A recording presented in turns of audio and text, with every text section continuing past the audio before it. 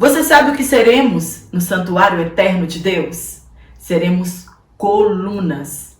E o nosso novo nome estará escrito nesta coluna. Por que Paulo afirmou essas coisas? Paulo estava dizendo que no futuro seremos honrados por Deus. Era um costume antigo. Pessoas que fizeram grandes feitos, tiveram um grande destaque na sociedade, elas recebiam uma coluna em sua homenagem, um monumento como coluna em sua homenagem. Nesta coluna tinha uma placa escrita o seu nome. E é isso que seremos no santuário celeste de Deus. Você entende que há uma diferença entre paraíso e cidade celestial? É sobre isso que falaremos na nossa última aula, lição 13 do nosso trimestre. Quero te cumprimentar com a gloriosa paz do nosso Senhor e Salvador, Jesus Cristo. Você que está aqui pela primeira vez, sejam todos bem-vindos, espero que goste. E já vai dando um curtir aqui na minha aula, compartilhe em suas redes sociais para que o meu canal continue crescendo e possa chegar ao alcance de outras pessoas e que todos nós tenhamos mais subsídios para as nossas EBDs. E hoje na lição de número 13, falaremos sobre a cidade celestial e as passagens bíblicas que nós vamos falar aqui, baseadas nelas, está em Apocalipse, capítulo 21, verso 9 ao 14, capítulo 22, verso 1 a 5. Então esteja bem atento, porque vamos aprender bastante. É com grande pesar que estamos encerrando este maravilhoso trimestre. Confesso que aprendi bastante e espero que você também tenha aprendido bastante e já esteja colocando em prática para crescimento e edificação da sua vida espiritual. A nossa jornada tem como ponto final a cidade celestial. Entretanto, até este grande dia, até alcançarmos esse momento, vivenciaremos aqui muitas experiências espirituais.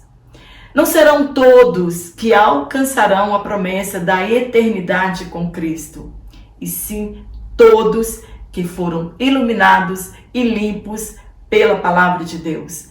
Estudaremos a realidade do paraíso e da cidade celestial. Então você entende que há uma diferença entre paraíso e cidade celestial?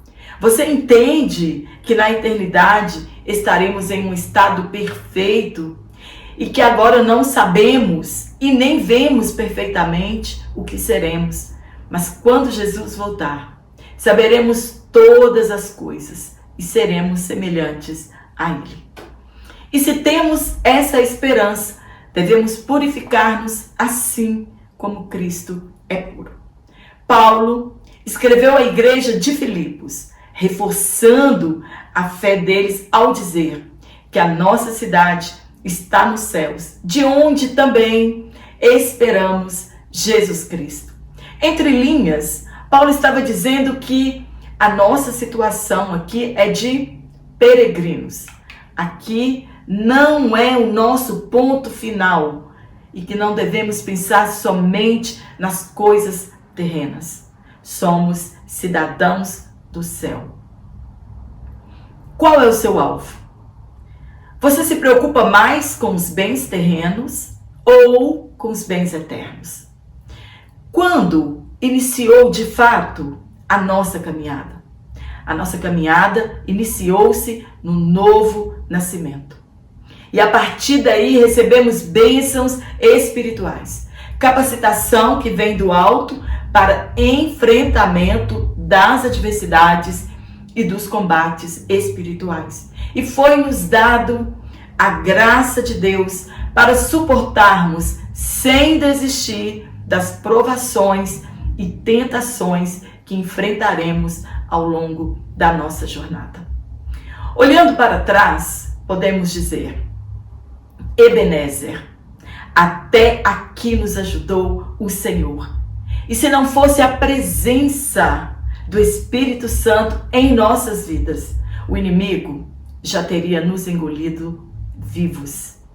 Tenha em mente que somos peregrinos, que estamos aqui de passagem e devemos nos abster dos desejos carnais que guerreiam contra nós. Querem nos levar para longe da presença de Deus. Devemos dizer à nossa alma constantemente que nossa cidade não é aqui. A nossa glorificação será algo maravilhoso. Imagine pelos olhos da fé os portais celestiais abrindo-se para nos receber. É algo indizível, inimaginável. O apóstolo Paulo conheceu um homem, e todos presumem ser ele, talvez não querendo gloriar-se das visões e das revelações, preferiu omitir o eu e afirma que esse homem ouviu palavras que não era permitido revelar aqui. E o tal homem esteve no terceiro céu em espírito ou em visões. Não se sabe ao certo. A NVI descreve aqui o lugar dos crentes que morreram salvos, o terceiro céu, que é o estado intermediário entre a morte e a ressurreição do cristão, chamado de paraíso e outrora era chamado de seio de Abraão. Por que ele tem esse entendimento? Porque em Efésios ele afirma que Jesus subiu acima de todos os céus. Sabemos que o firmamento é chamado de céu, a galáxia também é chamada de céu e o paraíso chamado de terceiro céu. E por fim, o trono de Deus, onde Jesus está assentado à direita do Pai. Mas até lá, muitas coisas ainda acontecerão e precisaremos vencer o crivo do tempo, aguardando a promessa de Jesus de vir nos buscar. Se continuarmos firmes, vigiando, perseverando, orando, jejuando, lendo a palavra, sendo lavados pela palavra da regeneração, fazendo o uso correto das armas espirituais, nos desvencilhando das armadilhas do inimigo, renunciando os nossos desejos, trilhando pelo caminho apertado, entrando pela porta estreita, obedecendo a Deus, não desfalecendo, não desistindo da nossa esperança que é Cristo, aguardando a glorificação do nosso corpo, por fim, herdaremos a cidade celestial. Mas, até a chegada desse dia, muitas coisas estão por vir ainda. Jesus voltará para nos buscar e somente os salvos ouvirão o soar da trombeta. Mas não será nesse momento que entraremos na cidade celestial. No arrebatamento da igreja, seremos transformados. O nosso corpo mortal se revestirá da imortalidade, da incorruptibilidade. Nosso corpo será glorificado. Os mortos ressuscitarão primeiro e nos encontraremos nos ares, nas nuvens com Jesus. Depois do encontro, seremos transportados para o tribunal de Cristo. Logo após, seguiremos para as bodas do Cordeiro por 7 anos, enquanto aqui na terra acontecerá a grande tribulação. Essa é a visão do pré-tribulacionismo, em que cremos que a igreja não passará pela grande tribulação. No final da grande tribulação, que é dividida em 2 fases, e cada uma das fases terá 2 períodos de 3 anos e meio cada um. E aí acontecerá então, no final dessa última fase, a guerra de Gog e Magog, também descrita pelo profeta Ezequiel nos capítulos 38 e 39 do seu livro, que será liderada pela Rússia, conforme dizem alguns estudiosos. Não podemos afirmar isso, né? Isso é uma suposição, pois ela está ao norte de Israel e se congregarão todas as nações contra Israel. Será quando Jesus voltará aqui, literalmente, à terra, que é a segunda fase da sua vinda, destruirá todas essas nações com um grande terremoto, haverá um grande tremor. A espada de um será contra o outro e serão comida para as aves do céu.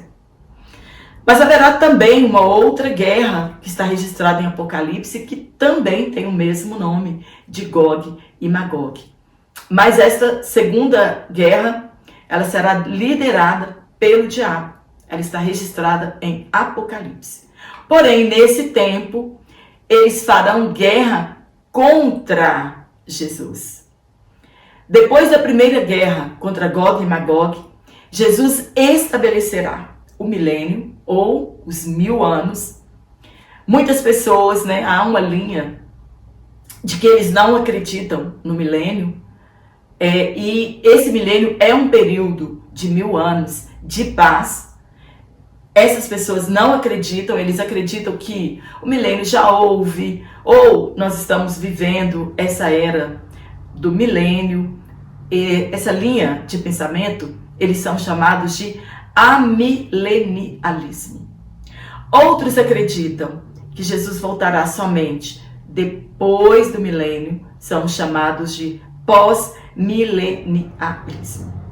E os pré-milenialismo, que acreditam que Jesus voltará antes do milênio começar. No milênio, a igreja já foi arrebatada, já teve as bodas do Cordeiro. Muitos não acreditam nisso. Sendo assim, o reino literal de Cristo por 1000 anos aqui na terra. E nós reinaremos juntamente com Cristo. Satanás será preso por 1000 anos. O evangelho da paz será pregado. A origem da tentação será removida. Reinaremos juntos com Cristo. Estaremos livres da natureza caída de Adão. E mesmo assim, muitos não crerão em Jesus e juntar-se-ão com Satanás, que será livre depois do milênio por um pouco de tempo, e pelejarão contra Cristo. Será o segundo banquete das aves do céu. Imagina um reino de paz, amor, justiça, e as pessoas deliberadamente não crerão na salvação. Após a vitória de Jesus, o diabo será lançado no lago de fogo junto com os demônios, né, os anjos caídos. Haverá a ressurreição daqueles que venceram na grande tribulação, não negando a Jesus. Depois dessas coisas, ocorrerá o julgamento final, ou o dia do juízo, ou o trono branco. Muitos alcançarão a salvação ali, nessa segunda oportunidade. Os ímpios serão lançados no lago de fogo, e os santos entrarão para o gozo eterno do Senhor. E acontecerá o que João relatou: os céus e a terra se desfarão. Deus criará tudo novo, novos céus e nova terra. Jesus falou sobre a destruição do céu e da terra que agora conhecemos. A terra será purificada pelo fogo, assim como Pedro escreveu, entre aspas. Mas os céus e a terra que agora existem, pela mesma palavra, se reservam como tesouro e se guardam para o fogo até o dia do juízo e da perdição dos homens ímpios. Depois de todas essas coisas, a cidade celestial descerá do céu ataviada como uma noiva, e lá estaremos para sempre com Cristo. No tópico 1, nós vamos falar sobre o paraíso eterno. Ponto 1. O que é paraíso? O que vem em nossa cabeça é que seja um lugar de delícias. O Éden de Adão e Eva. O Éden foi o jardim criado para o casal. e como consequência do pecado foram expulsos. Ele está oculto aos olhos humanos. Anjos bloquearam a sua passagem e ninguém mais entrou ali. Em Apocalipse encontramos João descrevendo um jardim, um lugar de delícias, um novo paraíso para o pecador agora redimido. Terá acesso a esse jardim, onde a árvore da vida dá seus frutos e um rio de águas cristalinas. Jesus usou essa palavra apenas uma vez, no dia da sua crucificação, em que se dirigiu ao ex-ladrão da cruz e agora nosso irmão em Cristo, dizendo que naquele mesmo dia estaria com ele no paraíso. Após a morte, o corpo de Jesus foi para a sepultura, não entrou em decomposição e o seu espírito voltou para o Pai. Na cruz, ele o entregou ao Pai. Já imaginou a alegria daquele ex-ladrão ao saber que estava salvo? O paraíso é a soma de todas as bênçãos de Cristo. Será a maior felicidade do cristão entrar no paraíso. No ponto 2, o que é a cidade eterna? Depois do julgamento final, como já fiz uma explicação na introdução, depois de todas estas coisas, a terra será purificada por meio do fogo, tudo desaparecerá. Você acha que maravilhoso? Agora imagina como será um novo céu e a nova terra. Tudo purificado, perfeito, sem pecado. Será maravilhoso. Vai valer a pena santificar a sua vida, vai valer a pena santificar a minha vida, pois o que nos aguarda é glorioso. Então surgirá a nova Jerusalém, que figura a cidade eterna de Deus. Jesus nos prometeu preparar um lugar e na cruz preparou-nos o melhor lugar, a cidade mais perfeita que existirá. Porque a cidade celestial ainda continuará a se chamar Jerusalém. Faremos um breve relato aqui da grandeza espiritual dessa cidade. Porque ainda na eternidade será chamada de Nova Jerusalém. Por que não mudou, o nome dessa cidade celestial? Jerusalém é a capital espiritual do mundo. É designada uma cidade santa internacional. Resolução essa das Nações Unidas de 1947. Quando, por fim, Israel voltou a ser Estado. Uma cidade sagrada para os 3 principais tipos de fé: o judaísmo, o cristianismo e o islamismo. Desde a era de Melquisedeque, rei e sacerdote de Salém, ela já era uma cidade especial, cujo nome tem um significado especial: paz.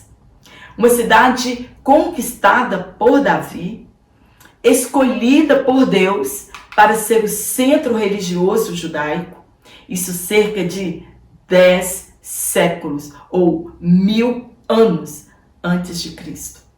Deus escolheu aquela cidade para colocar o seu nome. Era o lugar de onde Deus reinava o seu povo. É uma cidade importante para os judeus e também importante para o cristianismo. Ela foi o berço do cristianismo. Foi ali que Cristo foi crucificado. Foi ali que Cristo ressuscitou. Foi ali que ele derramou o Espírito Santo. Foi a partir de Jerusalém que o evangelho se espalhou pelo mundo. Foi ali onde aconteceu o primeiro concílio.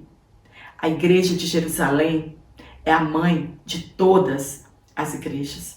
No Novo Testamento não relata Jerusalém apenas como a cidade santa, um lugar na terra, mas também um lugar no céu onde Deus habita ela já está pronta no céu. E Cristo governa ao seu lado, de onde ele descerá para sempre. E ela será a cidade de Deus. Deus não é como nós, que reformamos as coisas para reaproveitá-las. Deus não reforma, ele faz tudo novo.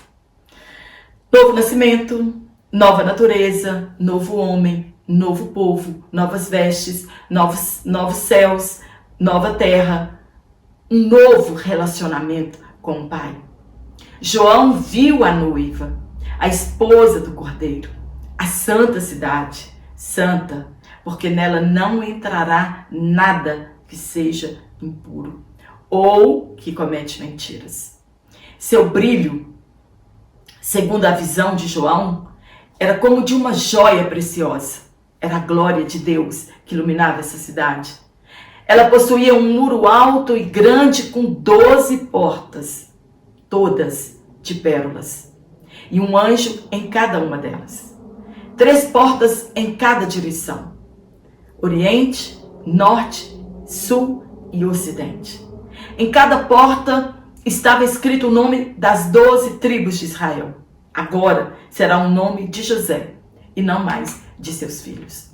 O muro tinha 12 fundamentos, pedras preciosas, e nesses fundamentos, estão escritos os nomes dos 12 apóstolos.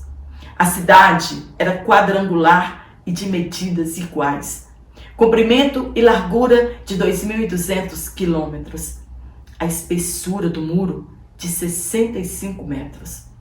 Os muros todos de jaspe e a cidade toda em ouro, semelhante ao vidro. A rua principal era de ouro puro. Não haverá templo, pois o Senhor e o Cordeiro são o seu templo. Não haverá lua ou sol, pois a glória de Deus a ilumina e o Cordeiro é a sua candeia. Ali não haverá noite, as portas estarão sempre abertas, sem dor, sem lágrimas, sem tristezas, sem doenças, sem casamentos, sem deterioração do nosso corpo. A árvore da vida, o rio da água da vida que fluía do trono de Deus do lado oriental. E lá veremos a face de Deus. Estaremos ali eternamente com o Pai e com o Cordeiro e viveremos com os nossos corpos transformados. No ponto 3, quando a eternidade começará?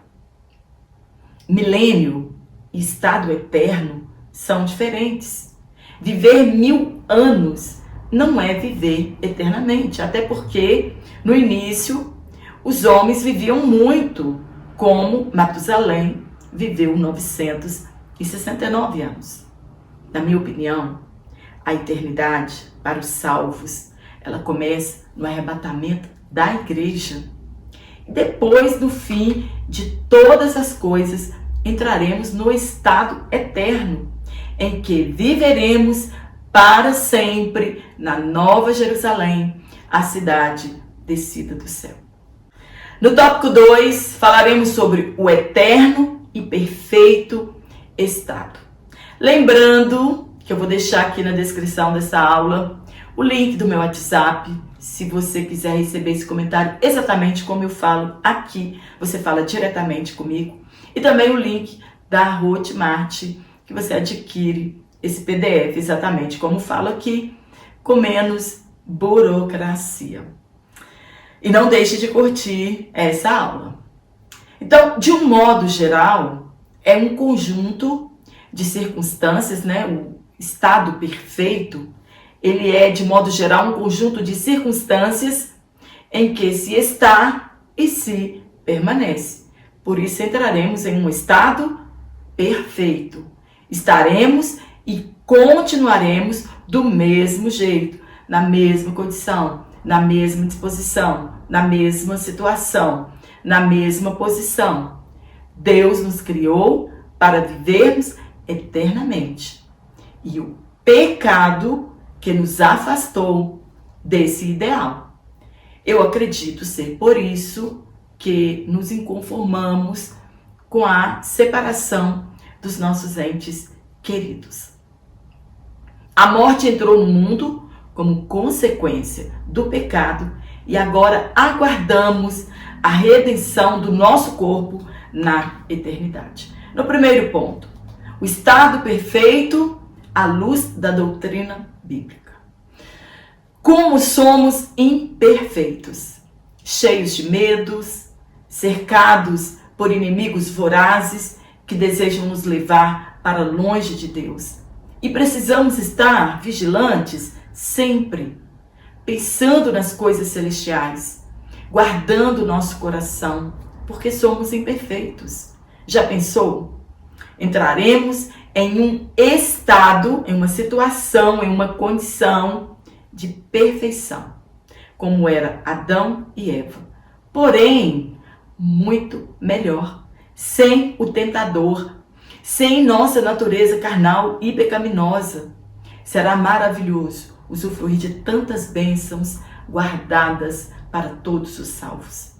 O salmista escreveu que céus e terra estão cheios da glória de Deus, mas não podemos vislumbrar com nossos olhos carnais. Entretanto, naquele tempo, o propósito original de Deus se cumprirá e toda a terra se encherá da sua glória e o veremos face a face.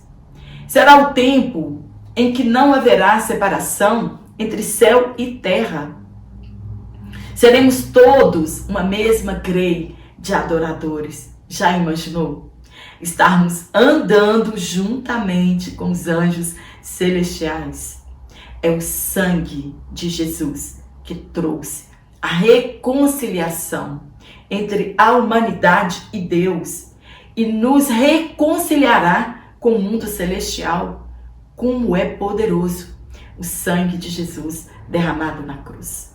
No ponto 2, o estado perfeito à luz de Apocalipse. Aqui nesse texto é descrito de maneira simbólica como será o estado perfeito, segundo símbolos apresentados que representam a vida eterna. Um rio, a árvore, a ausência de males e a presença de Deus. Na letra A falaremos sobre a vida eterna descrita como um rio. São simbologias. Em outros trechos da Bíblia, a água representa o Espírito Santo. Entretanto, em outros, ele descreve a vida eterna. Quando Jesus, no poço de Jacó, teve um encontro com aquela mulher samaritana, fez a ela algumas revelações que não fizera para a maioria das pessoas em que conversou. Jesus, ao falar da água viva, se referia à vida eterna. E somente o Espírito Santo pode operar isso em nossas vidas. Assim como a água tem o poder de restaurar uma terra seca e lhe dar vida, o Espírito Santo pode operar na vida do pecador sem vida, dando-lhe a vida eterna. Jesus é a fonte da vida. Ele tem em si mesmo a vida e dá o Espírito Santo que dá a vida eterna a nós. Ezequiel teve uma experiência espiritual maravilhosa ao ver que a água que saía do trono de Deus dava vida por onde passava, lugares áridos florescendo e águas insalubres se tornando potáveis e dando vida tudo ao seu redor. Na letra B, a vida eterna descrita como árvore da vida. Isso nos leva ao princípio de tudo. A árvore da vida no jardim do Éden e que o casal tinha acesso a ela. O jardim, ele era cortado por 4 rios e na cidade celestial, somente um rio cortará a cidade, o rio da vida. Na margem do rio da vida, dos 2 lados, estava a árvore da vida. Pode ser um substantivo coletivo, pois haverão muitas árvores plantadas às margens do rio da vida, que darão seu fruto 12 vezes por ano e um fruto por mês. As folhas da árvore, elas servem de cura para as nações. Nunca mais haverá maldição, nem morte, nem doenças. O acesso a essa árvore nos curará eternamente. O rio e a árvore falam da nossa dependência eterna de Deus. Mesmo lá na eternidade, dependeremos do Senhor. Mesmo com nossos corpos imortais, dependeremos do Senhor para obtermos força, vida e saúde. E estarão à nossa disposição o rio da vida e a árvore da vida. Na letra C, a vida eterna sem males. Vai ficar tudo aqui, gente. Estamos gemendo, aguardando tão desejado dia, que todo tipo de mal será desarraigado da terra. Satanás, os demônios, o anticristo, o falso profeta, a sepultura e a morte, todos serão lançados no lago de fogo. Nada de tentação. Já imaginou? Nada de doença, nada de tristeza, nada de ódio, de angústia, de medo. Nenhum mal poderá entrar ali. Seremos felizes para sempre. O problema do nosso coração será resolvido para sempre. Será somente glória, louvor e serviço ao Criador de todas as coisas. Na letra D, falaremos sobre a vida eterna na presença de Deus. Veremos Deus face a face. O nome de Deus estará gravado em nossas testas. Não haverá candeias, nem luz de sol, pois Deus nos iluminará e reinaremos para todo sempre. Já imaginou? Cultuaremos a Deus, olhando diretamente para Ele. Que culto maravilhoso não será na eternidade? Um culto que durará eternamente. No último tópico, no terceiro tópico, nós vamos falar sobre o estado final de todos os santos. Qual vai ser a nossa situação? Qual vai ser a nossa posição de santos no final dos tempos? No primeiro ponto, o que todo crente salvo deve esperar? Todos os grandes homens de Deus viveram aqui com esperança na pátria celestial. Eles desejavam não os bens terrenos, mas os espirituais. Assim deve ser todo cristão. Devemos ter a convicção de que somos forasteiros, peregrinos e nossa pátria não é aqui. Daqui não levaremos nada. Às vezes encontramos pessoas brigando por coisas materiais, por herança, vivendo uma vida para adquirir bens aqui. E quando são chamados por Deus, não levarão nada. Tudo fica. Casas, carros, palácios, empresas, filhos, o cônjuge, dinheiro. Não levamos nada.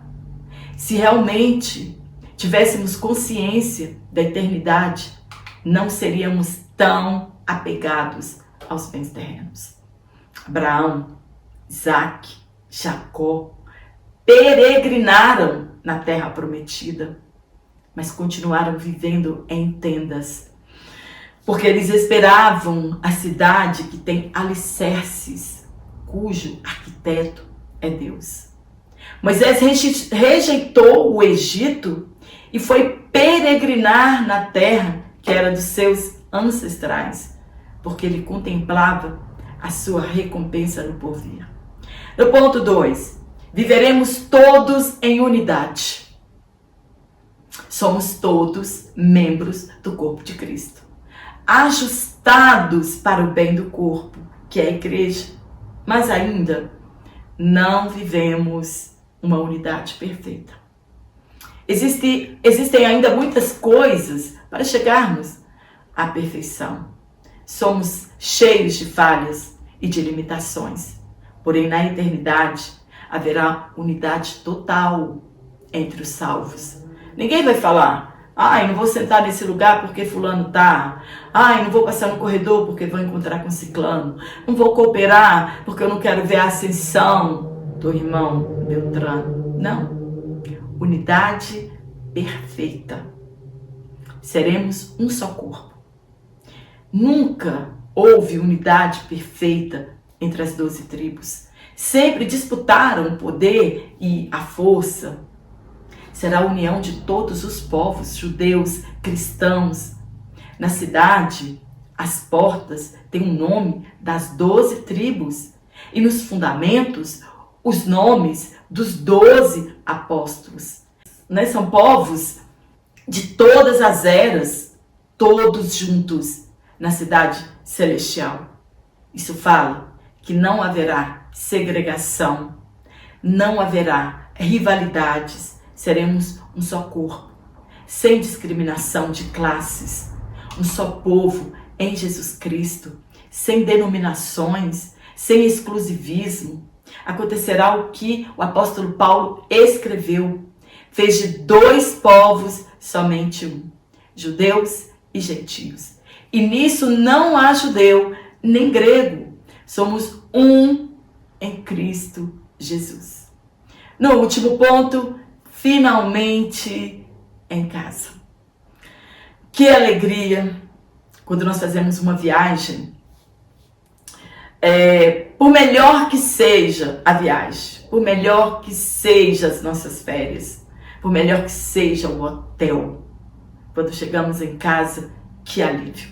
Dizemos: enfim, em casa. E assim será a igreja de Cristo. Que alegria. Será quando chegarmos lá e podermos dizer que vencemos todas as provas aqui, que conseguimos nos desvencilhar do pecado. Poderemos dar glória a Deus. Por mais linda e confortável que seja a nossa casa aqui, ela não é para sempre. Temos a viva esperança que a sepultura não é nosso destino final.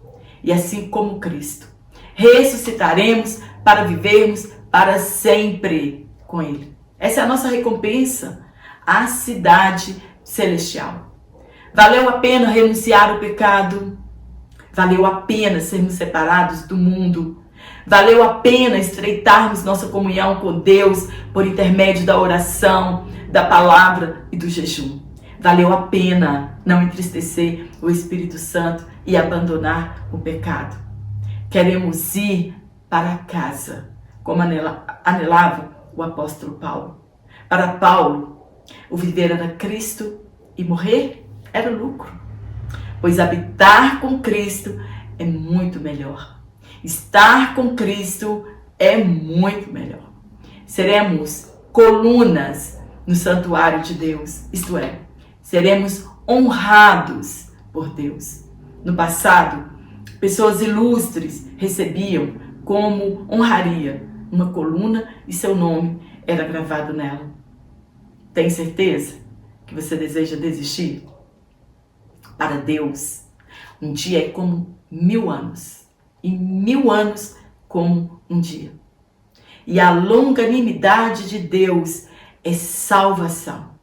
E devemos esperar. E quando Ele vir, devemos ser achados imaculados e irrepreensíveis em paz. Amém? Espero ter te ajudado hoje e durante todo este trimestre. Quero deixar aqui o meu muito obrigada pelo carinho de todos vocês que cooperaram comigo durante esse trimestre, comentando em minhas videoaulas, compartilhando. Muito obrigada por seu compartilhamento. Obrigada por seu comentário aqui. Sou muito grata a Deus pelo carinho de todos vocês. E se Deus me permitir, estarei aqui no próximo trimestre, uns ajudando aos outros, até que cheguemos de fato à nova cidade celestial, a nova Jerusalém, de Deus. Um forte abraço a todos vocês. Que você tenha um excelente encerramento de trimestre. E depois você comenta aqui como foi o encerramento do trimestre aí na sua igreja. Vou ficar muito feliz em saber como foi. Até a próxima, se Deus assim nos permitir.